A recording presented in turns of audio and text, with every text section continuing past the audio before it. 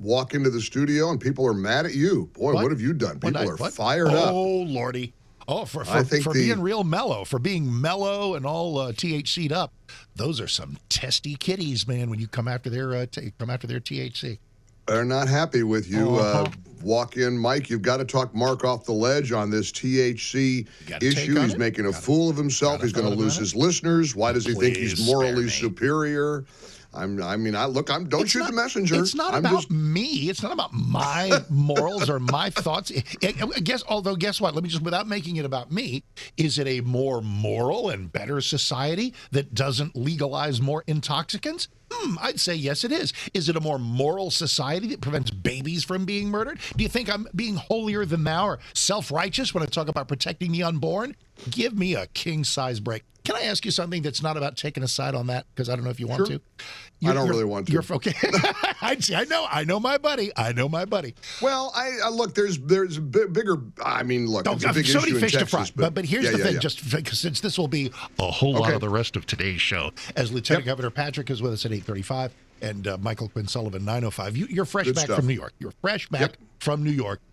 I've been a few times. I don't go as often as you, but we've been a few times, and it is just palpable and noticeable how much of the magnificent island of Manhattan now reeks of weed. It's like you're under a constant marijuana cloud on every corner. People smoking it just on the street corners. It smells like pot everywhere you go. And of course, these cannabis stores are, proliferating all over Manhattan. And it's happening all over the country. I mean, I'm afraid the ship has sailed. I could be wrong. I don't know if you can put the toothpaste back into the tube. Horse back into the barn. But speaking of New York, there is a major epic thing that's happening today. Yes, I wanted to bring my mind. The election. The mayor of New York City is a big job. It's our biggest city. It's who the mayor of New York City is kind of matters on a national scale for reasons I don't know we can examine. But tell everybody the big personalities involved in this. Well, there's only one that we need to be worried about and actually terrified about. His name is Zohran Mamdani. He's been an American citizen for only 7 years. He's a former rapper who had his rap career funded by his wealthy mama. This is a Muslim defund the police, far left activist, socialist, actual socialist. A literal socialist who is charming, smiles big, bright smile.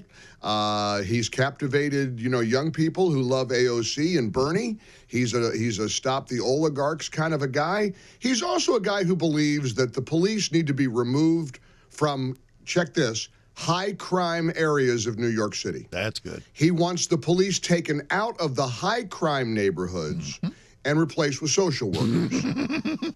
Honest to gosh, that's a true position. He wants to open city-run grocery stores because the government does things so well already.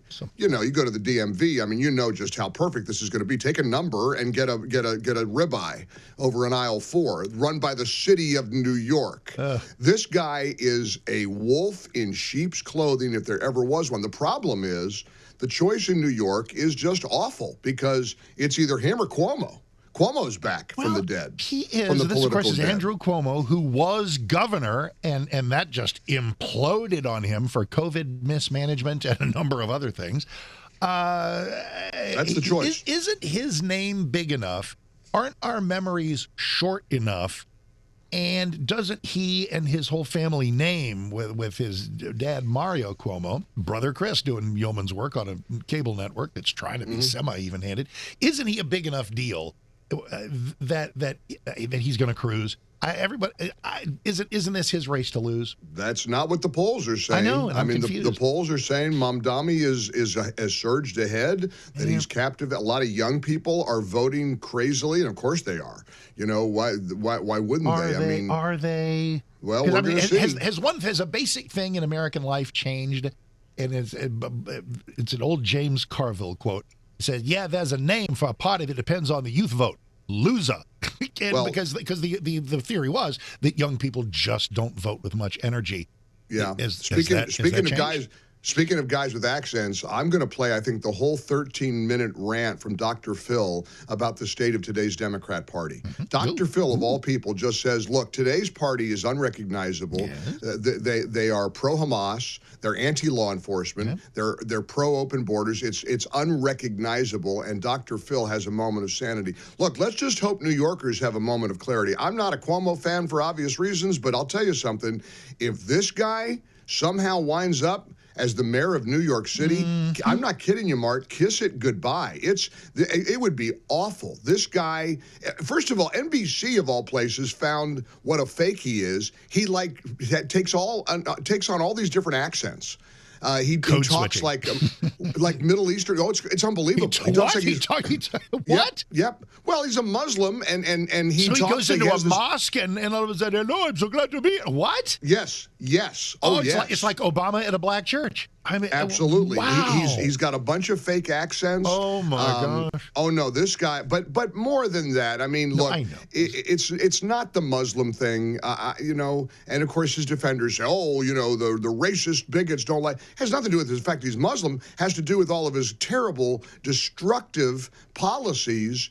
All you got to know is he wants police removed from high crime neighborhoods. It's all about. Listen, Bernie could be running for mayor of New York, a white man, and his ideas are just as bad, and we'd be just as upset about that.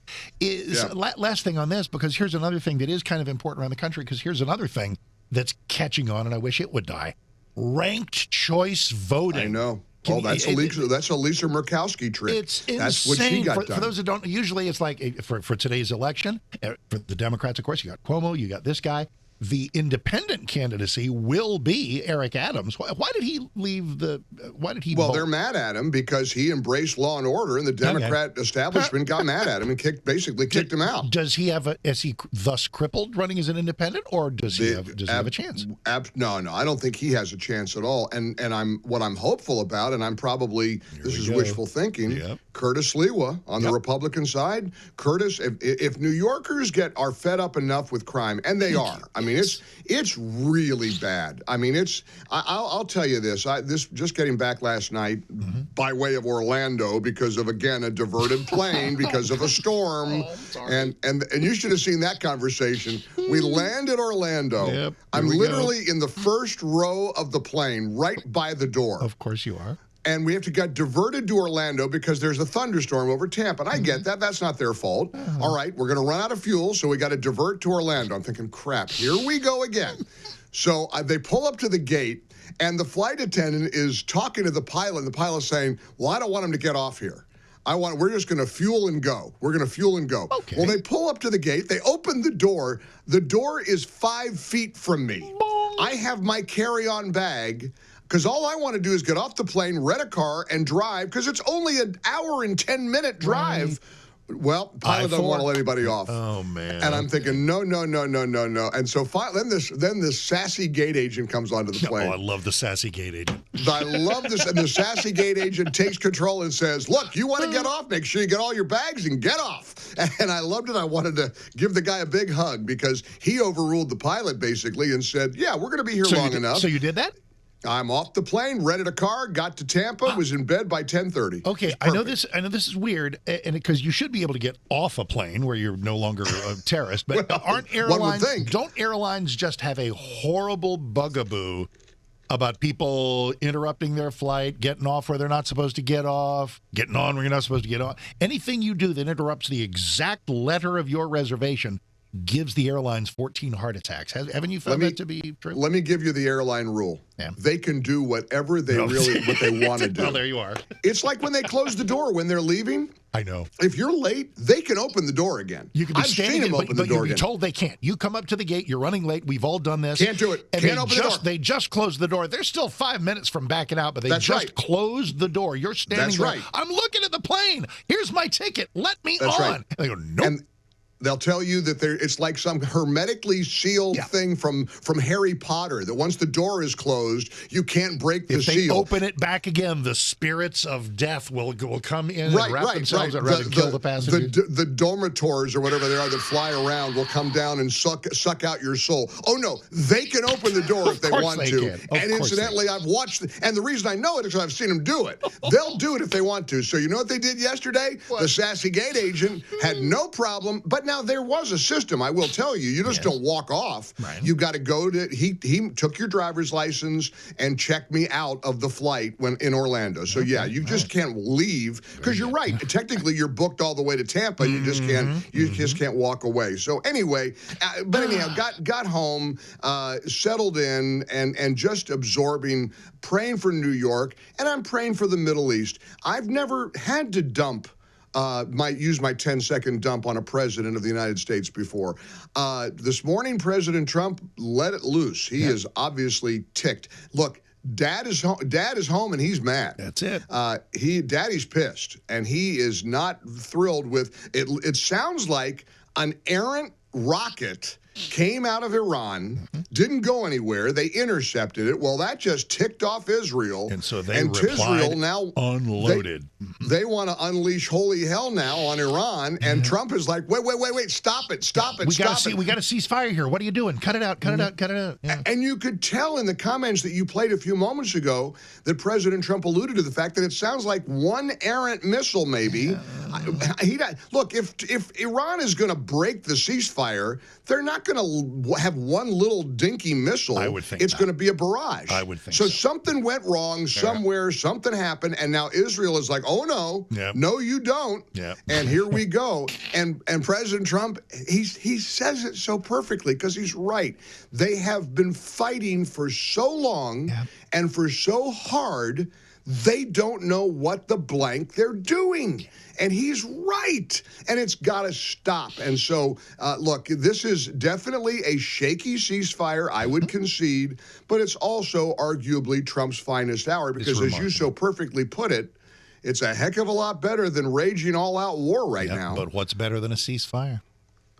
An unconditional surrender. Exactly. And Mark Levin is right.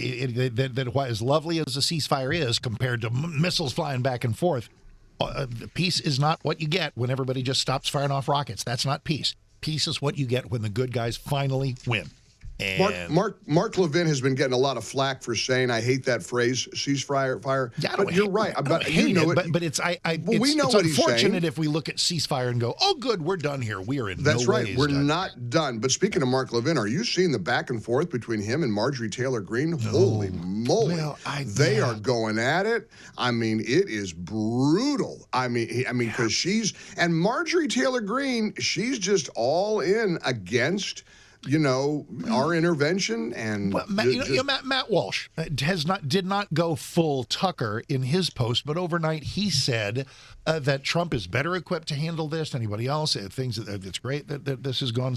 But now I want to pull completely back and I'm going to pull out of this completely and and just pay attention to America's own problems.